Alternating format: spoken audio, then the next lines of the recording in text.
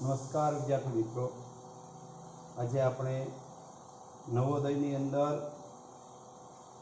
રોજ ભણીએ છીએ એના કરતાં કંઈક અલગ ભણવાના છીએ. નવોદયની અંદર ગણિત, ભાષા અને માનસિક યોગ્યતા આ ત્રણ વિષયો આવે છે. માનસિક યોગ્યતા એટલે શું? તો કે વ્યક્તિ જે છે એ અમુક વસ્તુ પાકી કરીને આવે. ગણિત છે એના અંદર સૂત્રો પાકા કરે, એના નિયમો પાકા કરે, એની પદ્ધતિઓ પાકી કરે અને એના સ્ટેપ બાય સ્ટેપ દાખલાઓ ગણી શકે. જ્યારે ગુજરાતીની અંદર એટલે કે ભાષાની અંદર એ વ્યાકરણમાં કેટલાક શબ્દો તૈયાર કરે, વાક્યો તૈયાર કરે, પેરેગ્રાફો તૈયાર કરે અને એમ તૈયાર કરીને એ બધું યાદ રાખીને એ આગળ અભ્યાસ કરતો હોય છે. પણ અત્યારે આપણે જે માનસિક યોગ્યતાનો અભ્યાસ કરવાના છીએ, એટલે કે આકૃતિઓનો અભ્યાસ કરવાના છીએ, એમાં કશું યાદ રાખવાનું નથી. મગજ કસવાનું, માનસિક મગજને કસો. તમારું મગજ જે છે એ અભ્યાસમય, રુચિમય કેટલું બને છે, કેટલું એ મગજનો વિસ્તાર કેટલો છે, મગજ તમારું કેટલું નવું નવું વિચારી શકે છે, અલગ અલગ પદ્ધતિથી વિચારી શકે છે. એ માટે ખાસ અમુક પ્રકારની આકૃતિ હોય છે અને એ આકૃતિના આધારે તમે જે છે તમારા મગજની ક્ષમતા વધારી શકો છો.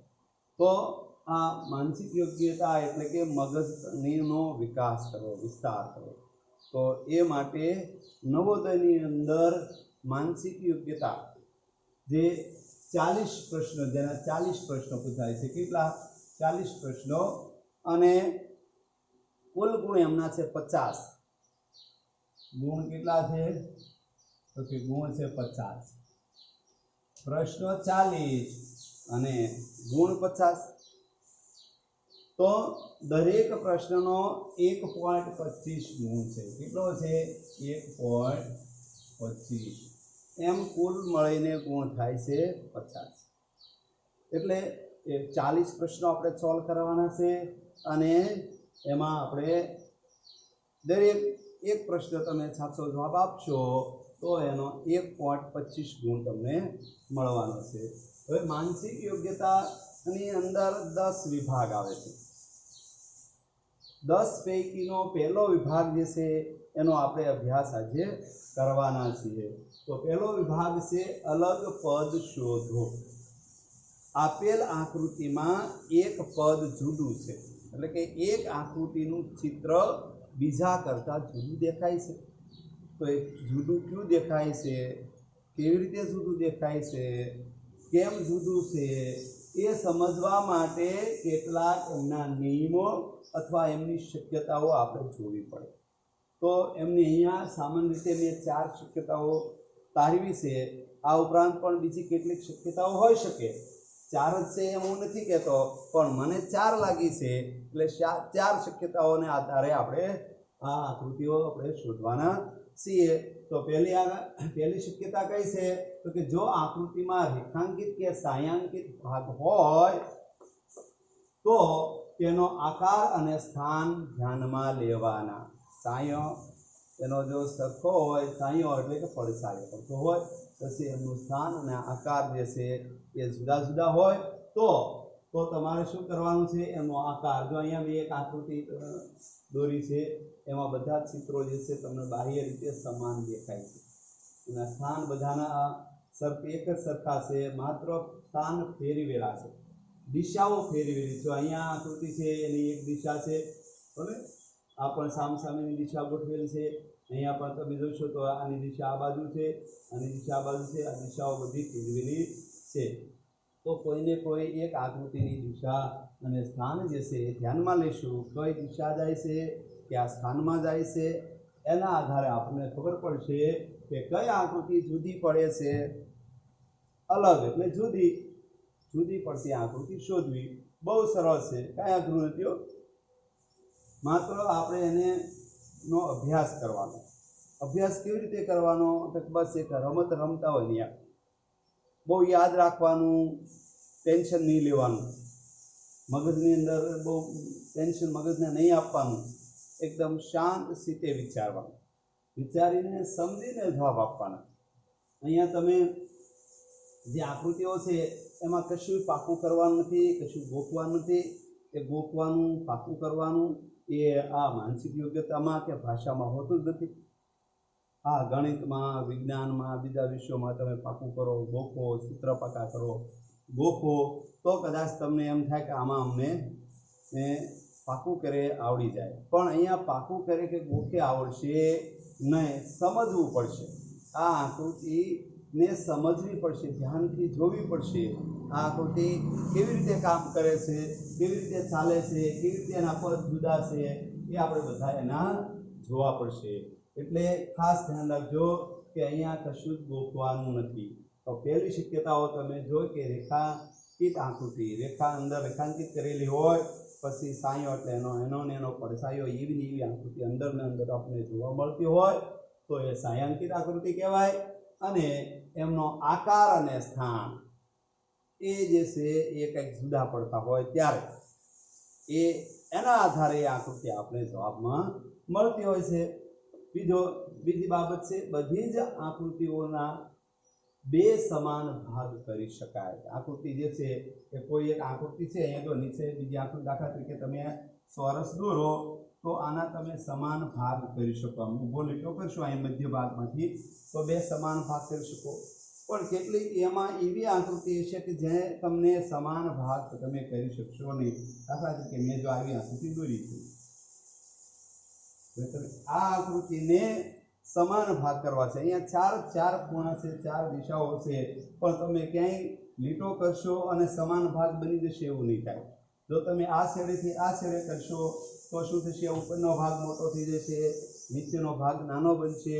પછી આ છેડેથી આ નીચે તરફ લેશો તો નીચેનો ભાગ પણ કેવો થશે? આ નાનો થશે, આ મોટો થશે. એટલે એક એવી આકૃતિ છે કે જેના કોઈને કોઈ રીતે તમે સમાન બે ભાગ કરી શકો. ગમે ત્યાંથી તમે એને ખૂણામાંથી લેશો, આ ખૂણેથી આ ખૂણે લ્યો તો પણ બે સમાન ભાગ થાય, આ ખૂણેથી આમ લ્યો તો પણ બે સમાન ભાગ થાય.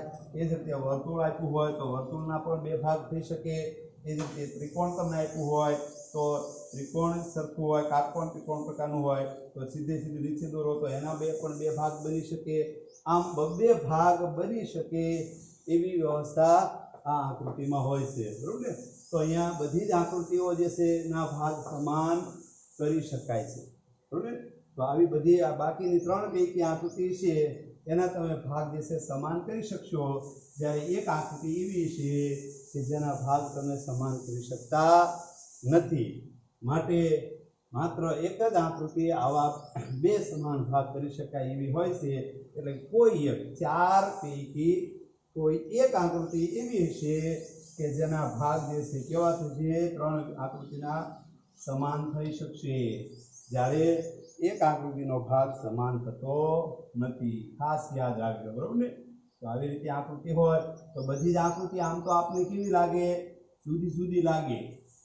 અને એક ગોળાકાર આકૃતિ ગોળ આકૃતિ હોય, એક ચોરસ આકૃતિ હોય, એક ત્રિકોણ આકૃતિ હોય, અને એક આવી વળી પાછી કાંઈ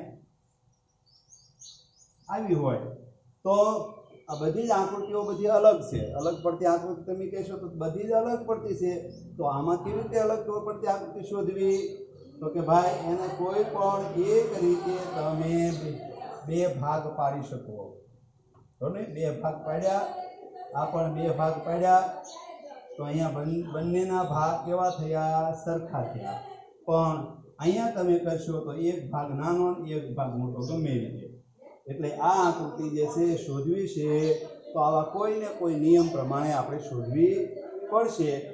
માટે આકૃતિઓ જે છે કેવી છે? બધી જોઈ લો અલગ અલગ છે, છતાં એક જુદી પડે છે. અલગ અલગ આકૃતિઓમાં એક જુદી પડતી આકૃતિઓ છે, બરોબર ને? તો આગળનો નિયમ આપણે જોઈશું કે એકની અંદર એક એમ બે કે ત્રણ આકૃતિઓ હોય તો પ્રથમ આકૃતિ બહારની આકૃતિની તુલના કરવી અને ત્યારબાદ અંદરની આકૃતિની તુલના કરવી.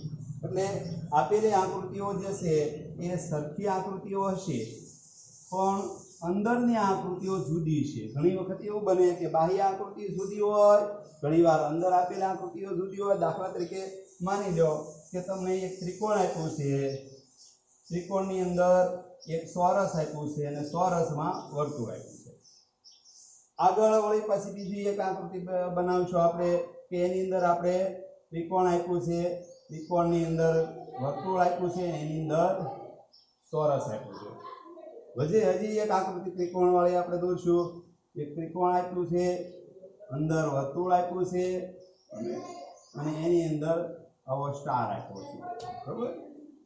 વળી પાછી એક બાહ્ય આકૃતિ તમે જોશો તો વર્તુળ આપ્યું છે, એની અંદર ત્રિકોણ આપ્યું છે અને એની અંદર ચોરસ આપ્યું છે। હવે તમે જોશો કે આમ સીધી રીતે તમે એમ કહેશો કે સાહેબ બાહ્ય આકૃતિના આધારે જવાબ 4 આવે,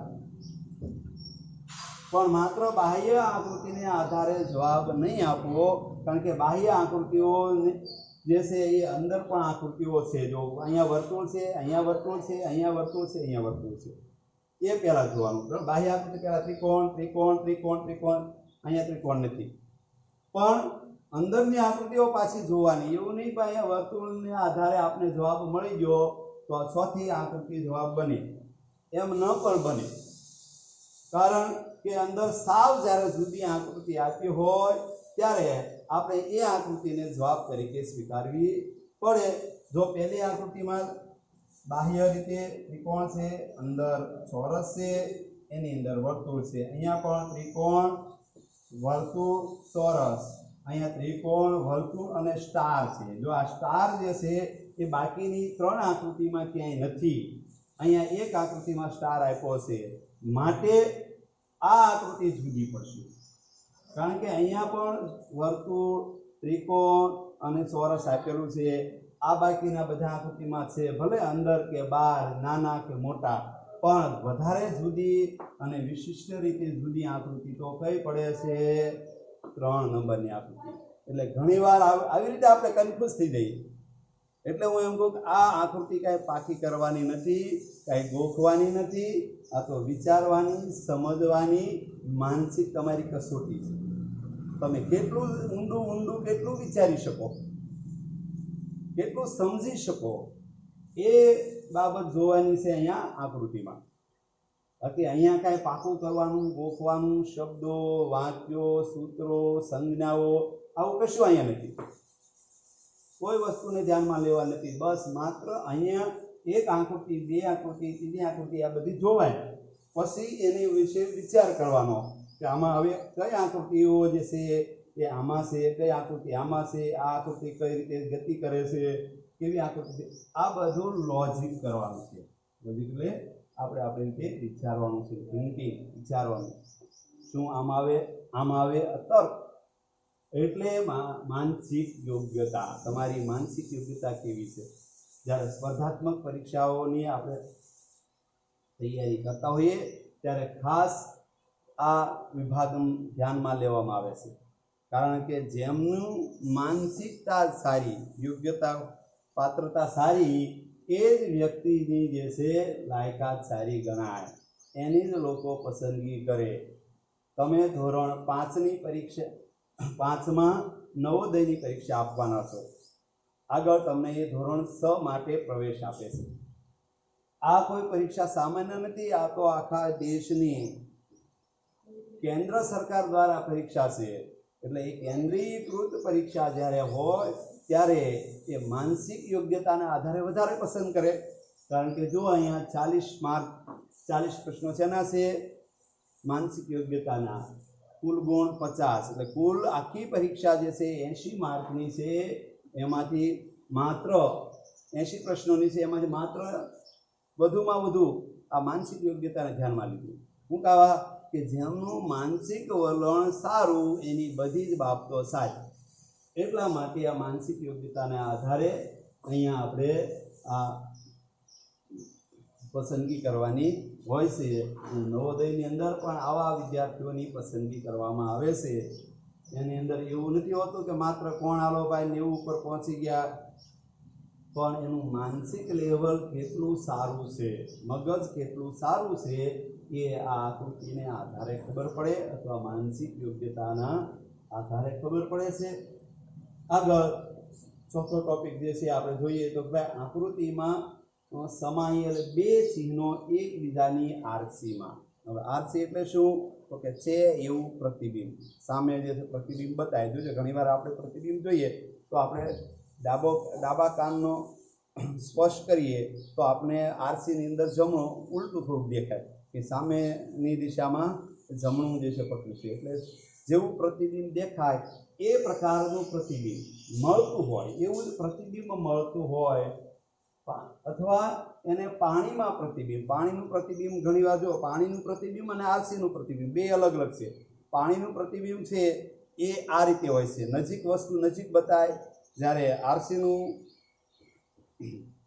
પ્રતિબિંબ આ રીતનું છે, સામ સામે જો, બરોબર ને, એકબીજાની સામ સામે. આવા હાથ છે એવો જ સામેનો હાથ છે. જ્યારે ઓલામાં એવું નથી. તમે પાણીમાં ઊભા છો કાંઠે તો અહીંયા તમારા પગની નજીક અહીંયા આ ભાગમાં પાણી છે અને એ પાણીમાં ઊભા છો તો તમને આ રીતે દેખાય છે. એટલે આરસી પ્રતિબિંબ અને પાણી પ્રતિબિંબ એક પ્રતિબિંબો જુદા છે. એટલે એ પ્રકારની આકૃતિ આવશે. જ્યારે આગળ એ આકૃતિ આવશે ત્યારે હું વિશેષ પાછો સમજાવીશ.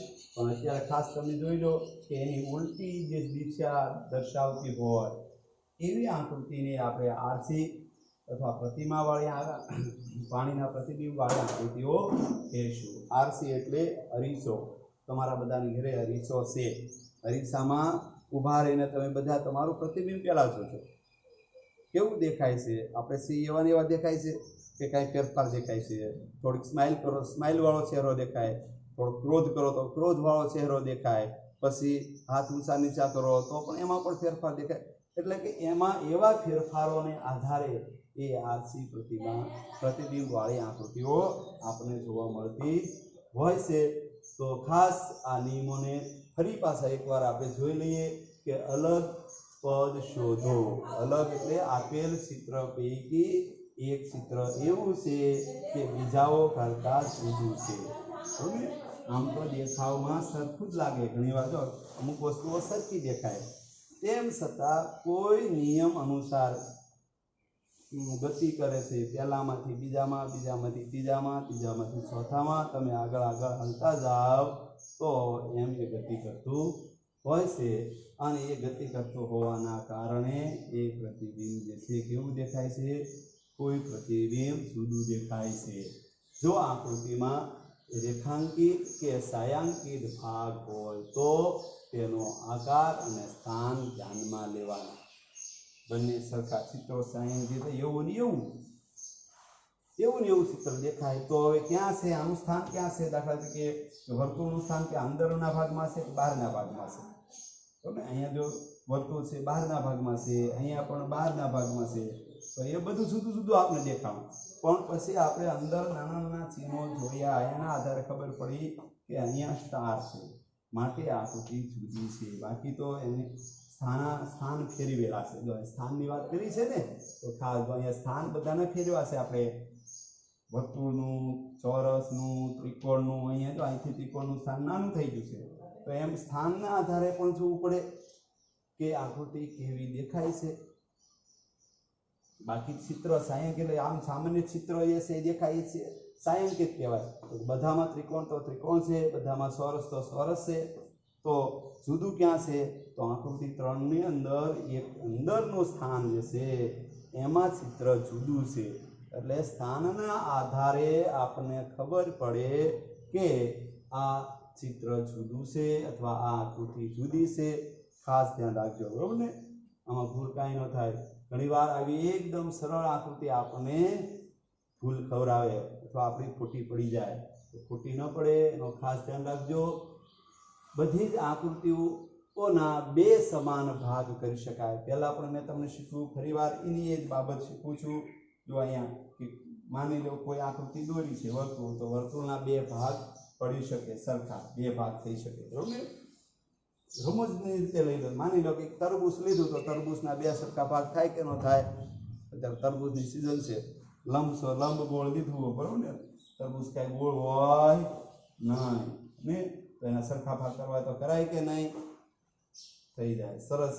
સરસ રીતે આપણે જેવી રીતે એના સરખા ભાગ કરવા હોય તો કરી શકાય. પણ કંઈક વિચિત્ર રીતે એવું વસ્તુ આપણે આપ્યું હોય ને એને કીધું હોય તમે સરખા ભાગ આના કરો, અને તમને આપ્યો પથરો, પથ્થર આપ્યો તો પથ્થરને તમે થોડી મારો અને એમ કહો ભાવ આના બે સરખા ભાગ કરો તો થાય ન થાય. આની ઉપર તરબૂચની ઉપર સાકુ હાંકો તો સરખા ભાગ કરી શકાય? થઈ શકે, બરોબર ને? તો અમુક વસ્તુના સરખા ભાગ થઈ શકે, અમુક વસ્તુના સરખા ભાગ થતા નથી, માટે એ આકૃતિ જુદી છે. આગળ એકની અંદર એક, જો અહીંયા એકની અંદર ત્રિકોણની અંદર ચોરસ, ચોરસની અંદર વર્તુળ, એકની અંદર એક, એમ બે કે ત્રણ આકૃતિઓ હોય. એટલે અહીંયા આપણે આકૃતિ દર્શાવી છે, ત્રણ આકૃતિ દર્શાવી છે. દેખાય છે ને બરોબર? થોડું કદાચ ન દેખાતું હોય તો સમજી લેજો. ત્રિકોણ, ચોરસ અને વર્તુળ. અહીંયા ત્રિકોણ, વર્તુળ અને ચોરસ. અહીંયા ત્રિકોણ, વર્તુળ અને પાછું સ્ટાર છે. અહીંયા ત્રિકોણ, વર્તુળ અને ચોરસ. તો અહીંયા સ્ટાર જે છે એ છે, એના કારણે આકૃતિ જુદી દર્શાવી છે. એ ખાસ તમે ધ્યાનમાં લેજો. ઘણીવાર વસ્તુ એક સરખી હોય પણ એના સ્થાન ફેરવા હોય. જો અહીંયા તમે જોઈ લો કે અહીંયા આપેલી આકૃતિની અંદર એરા દિશાઓ, દિશા દર્શાવતા એરાઓ છે. આ દિશા બતાવે છે, આ એક દિશા, આ વિરુદ્ધ દિશા, આ એની સામેની દિશા, બધી એકબીજાની વિરુદ્ધ દિશામાં એરાઓ જાય છે, બરોબર? તો અહીંયા આ પણ તમે જોશો આ એરાઓ જે છે એક દિશામાં જાય છે, આ એક દિશામાં, આ દિશા, આ એરાઓ બધા કેવા થાય છે? બધા એકબીજાની વિરુદ્ધ દિશામાં જાય છે એરા. જો આની ગતિ આ દિશાની છે, આની ગતિ આ દિશાની છે, આની ગતિ આ દિશાની છે. સ્થાન અને દિશા લીધું ને આપણે? સ્થાન અને દિશાને આધારે નક્કી થયું કે બધા અલગ બતાય છે. હવે આકૃતિ નંબર 3 માં જોઈએ. 1, 2 અને આકૃતિ ક્રમાંક 3 માં જોશું તો આ દિશા બતાવે, આ ઉપરની દિશા બતાવે, આ બાજુની દિશા બતાવે, આ નીચેની દિશા બતાવે. તો ઉપરની આકૃતિ આમ સામાન્ય રીતે તો બધી અંદર એરા નિશાનીઓ જે છે બધી અલગ અલગ દર્શાવેલી છે, પણ એ કોઈને કોઈ વિરુદ્ધ દિશામાં છે. એક દિશામાં કોઈ એરો દર્શાવેલો નથી, અથવા એક દિશા દર્શાવેલી કોઈ એરામાં નથી. જ્યારે આગળ ચોથીમાં તમે જોશો કે આ નીચેની આ એરો નીચેની દિશા દર્શાવે છે, આ નીચેની દિશા. તો બંને એરાઓ શું થાય છે? એક દિશામાં ગતિ કરે છે, માટે આ બંને આકૃતિ જુદી પડશે. 4 નંબરની આકૃતિ જુદી પડશે. ખ્યાલ આવી સામે તમે દેખાવમાં કેવી લાગે કે બધી સરખી જ છે ભાઈ? એટલે ઘણીવાર આવી સરખી આકૃતિ હોવા છતાં આકૃતિમાં સામાન્ય ફેરફારને કારણે આ આકૃતિ જુદી પડે છે. કેવી પડે છે? જુદી પડતી આકૃતિ આપણે એને કહેશું. બરાબર? તો ખાસ જોવાનું, નિરાંતે, ઉતાવળ નહીં કરવાની. ઉતાવળ કરશો એટલે તરત ભૂલ થઈ જાવ. તમે કહેશો આ એકબીજાના વિરુદ્ધમાં, આ એકબીજાના વિરુદ્ધમાં, અહીંયા વિરુદ્ધમાં નથી, એમ નહીં. આ દિશાઓ લેવાની છે. બધા 1, 2 અને 3 માં બધામાં અલગ અલગ દિશા બતાવેલી છે. જ્યારે 4 માં બે આકૃતિઓ એક દિશામાં જાય છે, માટે જવાબ 4 આવે. ખ્યાલ આવે? ઘણીવાર જવાબ મળી જાય ને તોય આપણે પછી નો જોવાનો. ઘણીવાર આપણે 2 માં જવાબ મળી જતો હોય તો કેટલાક વિદ્યાર્થીઓ એવું કરે 3 અને 4 જોતા નથી. હાલો, હવે આપણે જવાબ મળી ગયો એટલે હવે કે આપણે જોવાની જરૂર નહીં. પણ એમ નહીં કરતા ભાઈ. જો બરોબર છેક સુધી આપણે જોવાનું છે. ભલે પહેલામાંથી બીજામાં આવ્વાનો જવાબ તમને મળી જાય તો પણ 4 સુધી જોવાનું. શું ભૂલ છે? જો આકૃતિઓ શીખવી 4, 3 તમે એક આકૃતિઓ પસંદ કરી છે કે આ જવાબ તરીકે છે, તો બાકીની 3 આકૃતિઓ કેમ જવાબ નથી બનતી? સમજાય છે? પહેલી, બીજી, અહીંયા પહેલી, બીજી, ત્રીજી અને ચોથી. આ પહેલી અને બીજી અને ચોથી જવાબ નથી બનતી અને આ જવાબ બને છે. એનું કારણ શું? તો આપને ખબર છે કે આમાં સ્ટાર છે. આ એક સ્ટાર જુદો પડે છે, બાકી આ એકમાં સ્ટાર નથી, માટે જુદી પડે છે. અહીંયા પણ બીજી એક આકૃતિ મેં તમને બતાવી છે કે આની બધાની દિશાઓ અલગ અલગ છે. ચારેય દિશાઓ, કોઈ ઉગમનો હાલ્યો, કોઈ આથમનો હાલ્યો, કોઈ પૂર્વ દિશામાં હાલ્યો, કોઈ પશ્ચિમમાં હાલ્યો, કોઈ ઉત્તરમાં હાલ્યો, કોઈ દક્ષિણમાં હાલ્યો. બધી દિશાઓ છે, જુદી જુદી દિશાઓ છે, માટે તમે છેતરાતા નહીં, ભૂલ ખાતા નહીં ને ઉતાવળા જરાય થતા નહીં. ઉતાવળ કરે એ વિદ્યાર્થીઓ ભૂલ કરે ને કરે. એટલે આ આકૃતિમાં ખાસ એકદમ ધૈર્ય. જો અહીંયા આપણે 80 પ્રશ્નો હોય છે, 80 પ્રશ્નો તમારે 2 કલાકમાં સોલ્વ કરવાના. 2 કલાકમાં સોલ્વ કરવાના એટલે કેટલી મિનિટથી 2 કલાકની? 120 મિનિટ થાય. તો આ 120 મિનિટમાં આપણે કેટલા પ્રશ્નો સોલ્વ કરવાના છે? 80 પ્રશ્નો સોલ્વ કરવાના છે. તો આ 40 પ્રશ્નો સોલ્વ કરવા માટે કેટલો સમય મળવો જોઈએ? 60 મિનિટનો. પણ નિરાતે તમે સોલ્વ કરશો ને તો પણ 40 પ્રશ્નો 40 મિનિટમાં સોલ્વ થઈ જાય. અમે અહીંયા બધા બાળકોની ટેસ્ટ લઈએ ને અમને અનુભવ છે કે આકૃતિ વિભાગ બાળકો 25 કે વધીને વધી 30 મિનિટમાં પૂરા કરી દે. એ ઉતાવળ કરે છે ને એ બાળકો પોતાને એમ સમજે છે કે અમને આવડે છે એટલે અમે ગમે એમ લખી શકીએ, અમે ગમે એટલી ઝડપથી લખી શકીએ. પણ ઝડપથી લખવામાં જ ભૂલ થતી હોય છે. માટે કોઈ વિદ્યાર્થીઓએ ઝડપ કરવાની નથી. એકદમ નિરાતે શાંતિથી જવાબ આપવાના છે. તો ક્યારેય ભૂલ થશે નહીં. એટલે મહેરબાની કરીને કોઈ વિદ્યાર્થી કાંઈ ભૂલ કરે નહીં. બરોબર? યાદ રાખજો. બરોબર? તો અહીંયા આજે આપણે આ માનસિક યોગ્યતા વિભાગ, કારણ કે અત્યાર સુધી તમે ગુજરાતી અને ગણિત ભણી એકનો એક ભણી તમે કંટાળી ગયા હતા. એટલે પછી આજે આપણે નવો વિભાગ શરૂ કર્યો છે માનસિક યોગ્યતાનો. કારણ કે ઘરે એક ને એક વસ્તુ ખાતા હોય તો આપણે કંટાળો ચડે કે બા રોજ રોટલી જ બનાવે. તો આપણે કહીએ બા ક્યારેક વળી પાછી કંઈક ભાખરી બનાવો, ક્યારેક વળી પછી રોટલો બનાવો. તો આમ ખાવામાં પણ આપણે નવીનતા જોવે, એમ ભણવામાં પણ નવીનતા હોય તો મજા આવે. તો આજે આ તમને નવો વિભાગ આજે આપણે શરૂ કર્યો છે. મજા આવશે ને? બધા ધ્યાનપૂર્વક વાંચજો. હું આની સાથે આના ફોટા પણ મોકલીશ. એ ફોટાને આધારે તમારે આકૃતિઓ શોધવાની છે, પણ નિરાતે ઉતાવળ નહીં કરતા. હું 10 આકૃતિ તમને મોકલીશ. એ 10 આકૃતિના ફોટા તમારે બરોબર જોવાના છે. નિરાતે એવું લાગે તો ફોટો જરાક મોટો પણ કરીને જોઈ લેવાનો, અને પછી જે છે એમાં જવાબ લખવાના છે ને જવાબ અલગ કાગળમાં લખી અને પછી મને બતાવવાના છે. જવાબ કેવી રીતે લખશો એ પણ હું તમને અહીંયા બતાવું છું. બરોબર ને? અહીંયા જ્યાં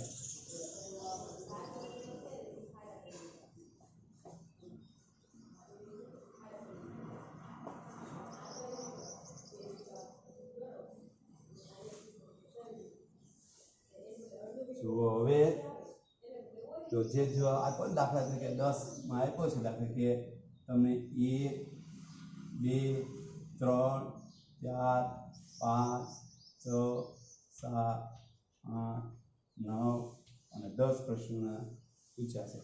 તો એના જવાબ એની પછીની આમાં લીટો કરી અને એ ક્રમ બતાવવાનો. કોઈ આમાં 3 આવતો હોય તો 3 લખવાનો. બરોબર? પછી ફરતું ચોરસ પણ કરી શકાય. એ જ રીતે 2માં માની લો 1 જવાબ આવે છે તો 1 કરવાનો. પછીનામાં માની લો કે 4 જવાબ આવે તો 4.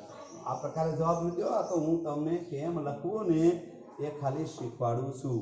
એટલે આવી રીતે જવાબ 10 પ્રશ્નોના જવાબ લખી તમારે મને મોકલવાના છે. મારો નંબર તમે ખાસ લખી લો 98